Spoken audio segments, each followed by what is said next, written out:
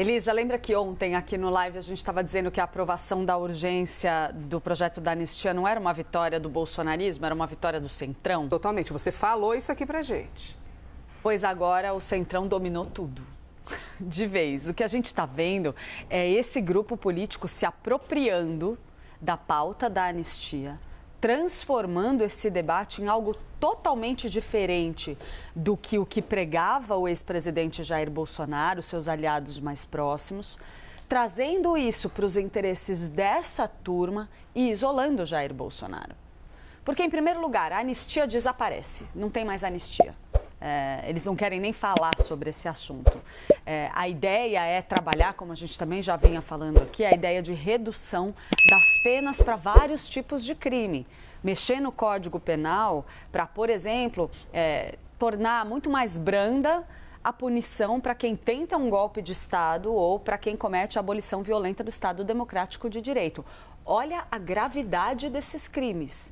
E o que o Congresso está discutindo é reduzir, enfraquecer, abrandar a punição para quem pratica esse tipo de crime. Com qual interesse? Pavimentar ali um projeto presidencial para 2026, controlado pelo Centrão, sem Jair Bolsonaro, porque Jair Bolsonaro vai até ter a pena dele abrandada, mas ele vai permanecer inelegível, ele vai continuar preso, vai continuar fora do jogo político. E ele fica cada vez mais distante da tomada de decisões que passa a ser feita, por exemplo, numa sala com Aécio Neves e Michel Temer e com entrada ali, por vídeo, inclusive participação, de ministros do Supremo Tribunal Federal, pelo que está circulando.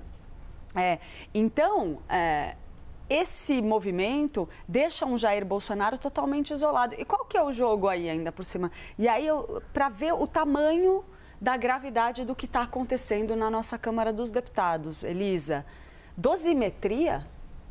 Vamos falar que isso aí é o PL da dosimetria? Primeiro, quem faz dosimetria é juiz. Porque dosimetria é o cálculo da fixação, o cálculo que permite determinar qual vai ser a pena com base no que diz a lei. A lei diz, olha, a pena máxima é tanto, a pena mínima é tanto. O juiz faz o cálculo, faz a dosimetria para definir, naquele caso específico, qual vai ser o tamanho da pena. Quem faz dosimetria é juiz.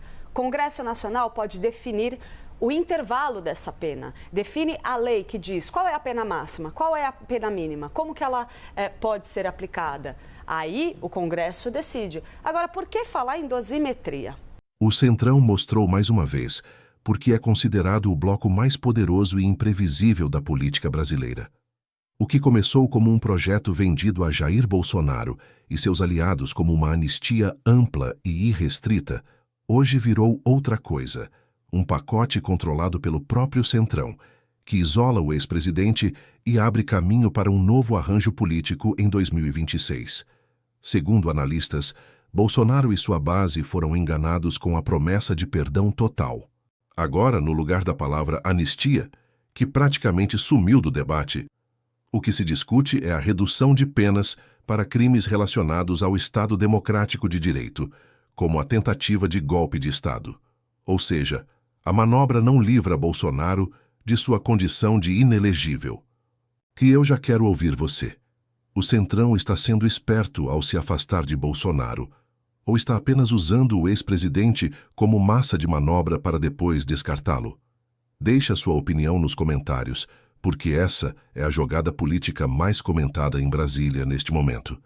Esse movimento deixa claro que o Centrão não está preocupado em salvar Bolsonaro, mas sim em construir seu próprio projeto de poder para 2026. Enquanto o ex-presidente tenta se manter como líder da direita, os caciques do bloco trabalham para consolidar uma alternativa mais palatável ao mercado e ao eleitorado moderado. No fundo, o que o Centrão fez foi tirar Bolsonaro da equação, mantendo a direita sob seu controle. E como sabemos, quando o Centrão assume o comando, ninguém mais dita as regras sozinho.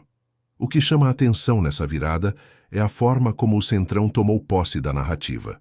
A palavra anistia, que inflamava as ruas e alimentava esperanças da base bolsonarista, foi praticamente apagada do vocabulário dos líderes do bloco.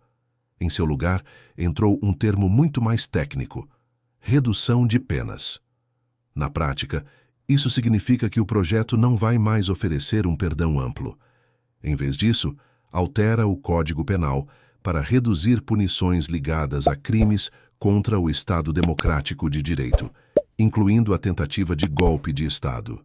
É uma forma de aliviar a barra de centenas de réus, mas sem reabilitar Bolsonaro para disputar eleições. E aqui eu quero saber sua opinião. Você acha que essa mudança é uma jogada inteligente para manter a direita unida sem devolver poder a Bolsonaro?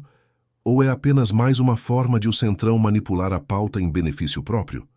Escreve nos comentários, porque essa discussão está só começando. Um detalhe curioso do novo debate é o uso da palavra dosimetria. Normalmente esse termo é atribuição do judiciário, que calcula e aplica a pena dentro dos intervalos previstos em lei. Mas o Congresso agora tenta intervir nessa lógica, redefinindo os limites máximos e mínimos das punições. É como se os parlamentares estivessem redesenhando a régua usada pelo judiciário. Esse ponto é controverso e pode gerar novos embates com o STF. Mas no curto prazo, atende à estratégia do Centrão. Oferecer algum alívio para os apoiadores de Bolsonaro condenados, sem devolver ao ex-presidente a chance de concorrer em 2026. O resultado é claro: Bolsonaro continua inelegível, enquanto o Centrão se apresenta como o verdadeiro fiador da pacificação nacional. Com Bolsonaro fora do jogo eleitoral, o Centrão começa a trabalhar em outra frente, construir uma candidatura viável para 2026. E aqui o nome que mais ganha força é o do governador de São Paulo, Tarcísio de Freitas. Tarcísio é visto como a peça ideal, técnico, disciplinado, com trânsito entre empresários, militares e políticos tradicionais. Diferente de Bolsonaro, ele não gera tanta rejeição e, acima de tudo, ouve o Centrão. Essa previsibilidade é exatamente o que os caciques querem. Bolsonaro, por outro lado, se tornou um ativo tóxico. Tem base fiel, mas é imprevisível, conflituoso e agora juridicamente inelegível. Isso deixa claro que, para o establishment político e econômico, usar Bolsonaro como cabo eleitoral é útil, mas colocá-lo de novo no Planalto seria um risco enorme. E eu quero jogar essa pergunta para você.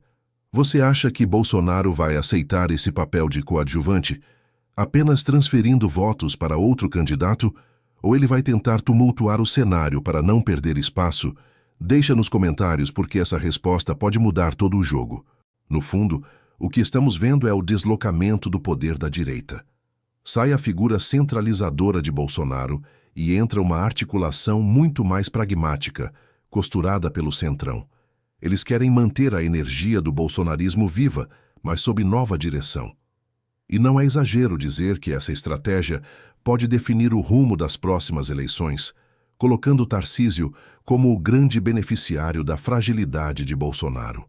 Agora, o ponto mais delicado. Como fica a base bolsonarista diante desse isolamento? Muitos apoiadores de Bolsonaro acreditaram que a anistia ampla seria aprovada e que isso abriria caminho para o ex-presidente voltar às urnas. Mas o que o Centrão está fazendo na prática é engavetar essa expectativa. Eles entregam um alívio para quem está condenado, reduzem penas, mas não resolvem a questão da inelegibilidade de Bolsonaro. E isso cria um cenário perigoso. A base pode se sentir traída. O Centrão sabe disso, mas aposta que, mesmo com frustração, esse eleitorado vai continuar orbitando na direita, especialmente se Bolsonaro for pressionado a transferir votos para um sucessor, muito provavelmente Tarcísio de Freitas. Quero saber a sua visão. Você acha que o eleitor bolsonarista vai aceitar essa troca de liderança ou vai romper de vez com o sistema político? Deixa seu comentário, porque esse é um dos dilemas mais explosivos do momento. Enquanto isso, figuras próximas a Bolsonaro, como Michele Bolsonaro e Eduardo Bolsonaro, tentam manter viva a chama da militância. Mas, sem a perspectiva real de candidatura, eles acabam enfraquecidos diante do poder de articulação do Centrão. Ou seja, o bolsonarismo segue forte como movimento social, mas enfraquecido como projeto de poder. Quem lucra com isso?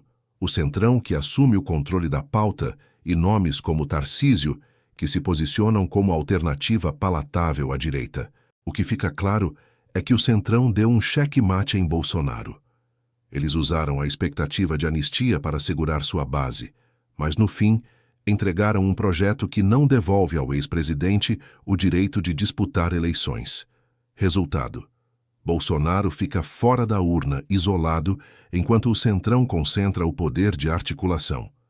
Essa movimentação não é apenas sobre o presente, é sobre o futuro da direita no Brasil. Com Bolsonaro inelegível, o campo conservador precisa de um novo líder competitivo. E o nome mais cotado, como vimos, é Tarcísio de Freitas. Ele pode ser o rosto moderado que herda o capital político de Bolsonaro sem carregar sua rejeição. Mas há um detalhe importante. Bolsonaro não é do tipo que aceita calado perder protagonismo.